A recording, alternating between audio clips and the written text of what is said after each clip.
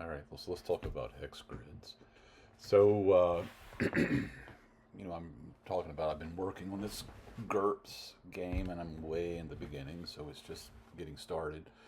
But I need to do some stuff with hex grids at this point in time. So I was wondering, how do I do this? So I looked up on YouTube videos to see if there was anything about coordinates, and just kind of get an idea of it. And as you watch things, you see things that are entertaining, like this hexagons or the bestigons, a cartoon video where a guy is talking about how hexagons come into play in various forms. Uh, when it was a good video, it was kind of entertaining. I thought he might talk about bees and how they make honeycombs. Do they? But that wasn't there. Um, then there was another video that was where a draftsman was using a protractor and T-square, and he would talk about how to make inscribed and circumscribed triangle or hexagons, where basically you're drawing the circle and you're either hitting the flats or hitting the vertexes. Um, and I thought that was neat, but it was on plain paper, and you've got a T square, and it's just you got to have a lot of materials, and it's just a lot of work. They're very precise, and there's where I'm showing the difference between the way the circle and the hexagon get out. By the way, there's an error there. It's missing the flat at the top. And then there was another guy who had a video where it was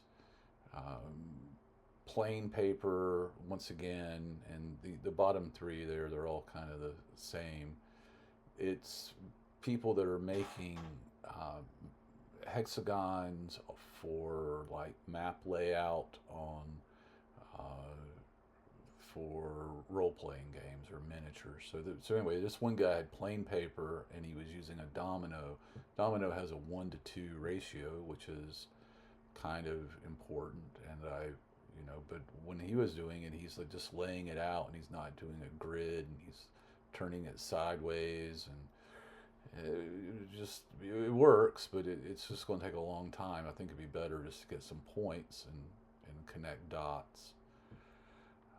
There was another guy who had paper cutouts, and so in his case, he was also building miniatures, but he was just basically getting multiple sheets of hexagon grids of various sizes, and then he was trying to use his paper cutouts to uh, Xerox 1-to-1 and put a miniature on the hexagon. So like a small miniature and a big hexagon, it would fit within it, but maybe he had one that was a bigger base and it might be covering over that hexagon. So he was trying to find a size, and since he was basically going with what he had, he used one that had some spaces cut out. I'm trying to show that they weren't flush, and so there were spaces between the two grids. And as he used those spaces, which were kind of like something was in the hexagons or bestigons video, it's showing how to put a piece of paper over a cross-sectional honeycomb, and it's a very strong shape. So you have a paper on the back, paper on the front, and the hexagons are in the center. It can flex, and he's really got something that's a pattern for that. And it just seemed like a lot of work, because he's basically cutting out the size that he needs, and then he's putting them flush together.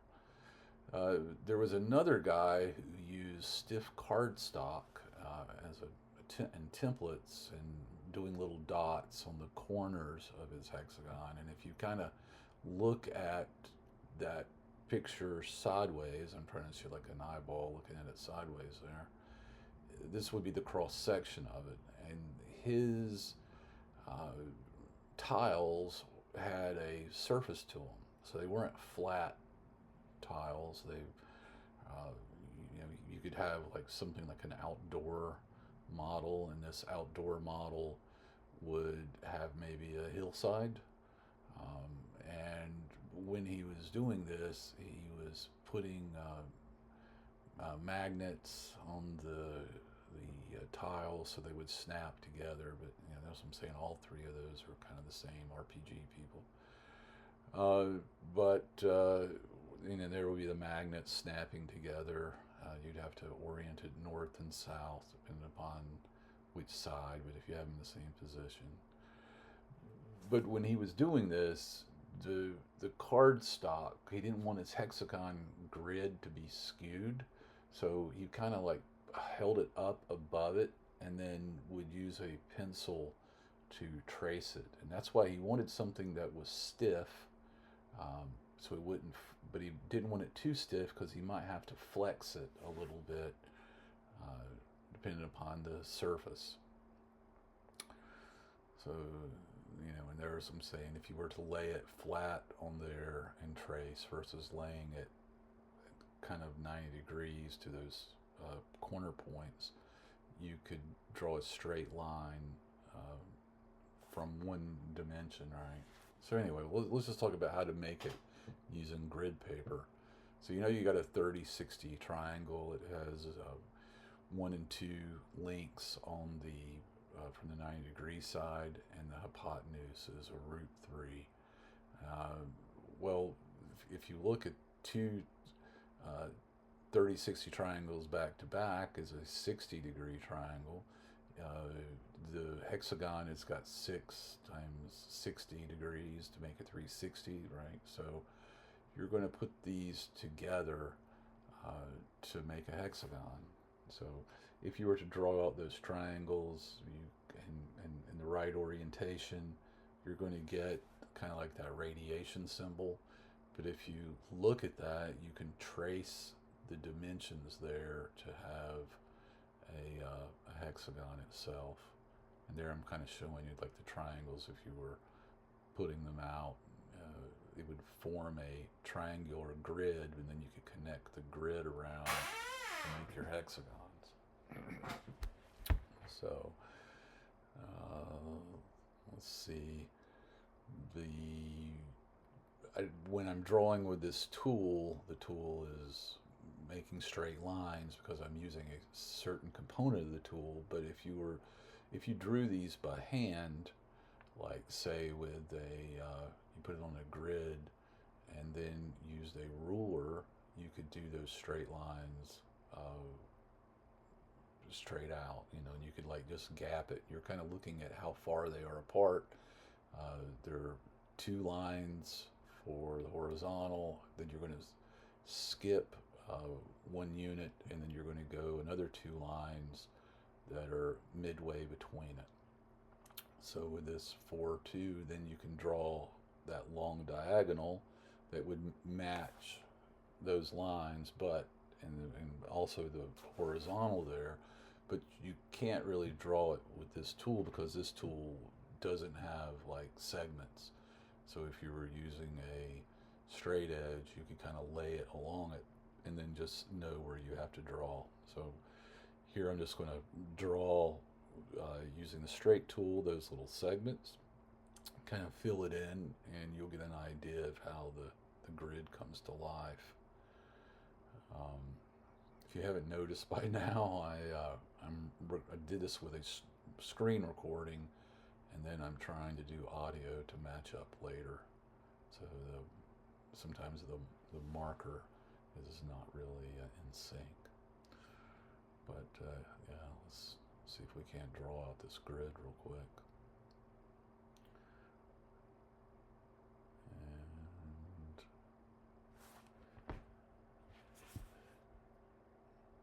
Also, I'm not exactly sure how much of this, did I show the actual coordinates later, or do I have to do another screen recording? We'll see. But the whole point of this is I'm trying to build a state machine, and with that state machine, I have to keep track of another unit when it's moving.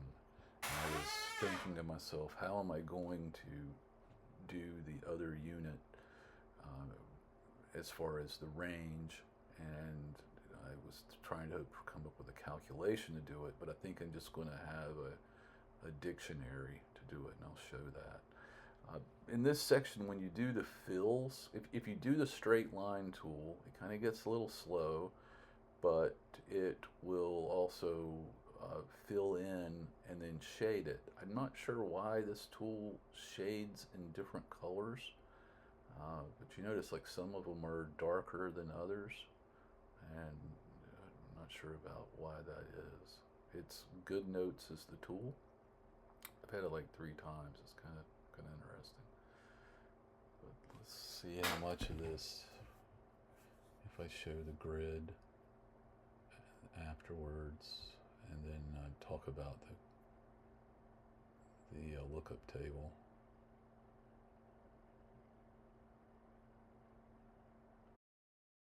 Let's see. So now that we've shown this grid over here, right? Let's come back over here. Here's the grid. I'm going to come back to this, but let's come over here first. I mentioned there was a state machine, right? So I'm not doing all the states that this GURP game does, and they have like a basic combat and an advanced combat, and I'm just doing a subset of the particular maneuvers for the basic combat. And I've got a state machine here, so you're going to come in here with a particular unit, and you're going to start with this begin state. And then every particular move, which is an enum, will determine what state you go to next. So if you were to move one unit, you would come to this resolve move. And then as you continued to move, you would just loop back, right? So you could move until your movement allowance was up, or you decided to stop. If you decided to stop, you would go to this end stage. There's a ready, we're talking about grids, but I think this it's necessary to explain. Ready, like you might ready a weapon, and then after you ready a weapon, you would go to the next stage for the maneuver would be this end stage. Attack, once again, you would determine you've got a player, this unit has another unit adjacent, and you could resolve attack, right? Well, they've got another maneuver that I picked as a subset, because I think if I can do these, I can do the other ones. Like for the charge attack, you could move, count, how many times you've moved, and if you've moved less than half your movement allowance, then you could then move to an attack. But I'm not putting that in, but I'm kind of thinking of that in the future. But they've also got this one, which is a wait. And what does a wait do? Your first move is you say you're going to wait. And then when someone comes near you, the other unit, when it's their movement turn, if they come adjacent, then you would check to see that, and you get to attack before they do. Otherwise, if you didn't have that and you had waited, you couldn't attack, period. This guy, the second unit, would attack. So that's the whole point. That's what I'm trying to say here. I'm just, kind of putting it in. And then after that, and one of the ways I would check for that is when I moved adjacent to another opponent, I would go through, before he did his attack, check the other units and see if any were in this wait state, and if they were, switch to their state machine. And after their whatever they had done, maybe they come over here and do their attack, and then they would move to end stage. All right, I think that was just like looking at sets, and I was trying to figure that out in the coordinates, and we got to this point and this point. Okay, so here. All right, so let's just how are we going to keep track of say a unit's here and he moves down to here, how are we going to do that? And we're going to do it on a turn-by-turn basis, right? So if I keep this all in first coordinate, meaning that my map is all up in this area here, then everything is going to be one kind of math. I don't have to flip because I'm in the second, third, or fourth quadrant, or maybe it's the other way around. I don't know what the official is. But with that said, it's not just X and Y, right? So I can't just say if this unit's X and Y is blah, because he's really here and somebody else is there. But these are still on an underlying grid. And what is that grid? This is, X equals 3, Y equals 2. This is 3, 6, and 3, 10, 3, 14, 3, 18, etc. Well, for any given position, what are his moves, right? He has certain moves that he can make, namely north, south, northeast, yada, yada, yada. So that comes over here, and that's what this is what I was thinking. So if you're here and you move to the northeast, I can encode that as a enum, and I could have my cue to be move, this would be the thing, the maneuver, and northeast would be a direction. And I want to be able to look that up in a table. How do I calculate his current X and Y? So I started looking at it, and I was like, all right, based upon this, your X is either plus or minus 3, and your X is either not adjusted or is adjusted. Likewise, Y is the new Y is according to this table. And then I'm just kind of like, how am I going to map that out? So if you're northeast, these are your two adjustments. If you're southeast, these would be your two adjustments. If you're north, it would be like that. And I'm like, oh, okay, that's nice and easy. What I can do is this is make a dictionary, right? And the dictionary has this enum for the direction, and then it would have a tuple. So, here's a tuple for this, for what X and Y is. So if they made a move of north, it's going to be adjusted 0 in X, but plus 4 in Y. Likewise, southwest would be moving this way. X goes by minus 3, Y goes by minus 2, and I can just look it up. So for this adjacency test, which I'm going to try to encode, right, put this in Swift, and all this is just an exercise in learning Swift. So when some unit is, every time he moves, he will just run all these checks. If this X is equal to another unit's X, and this Y plus 4 is equal to another unit's Y, then he got adjacent for that reason. Otherwise, maybe he gets adjacent for this reason, or maybe he's not.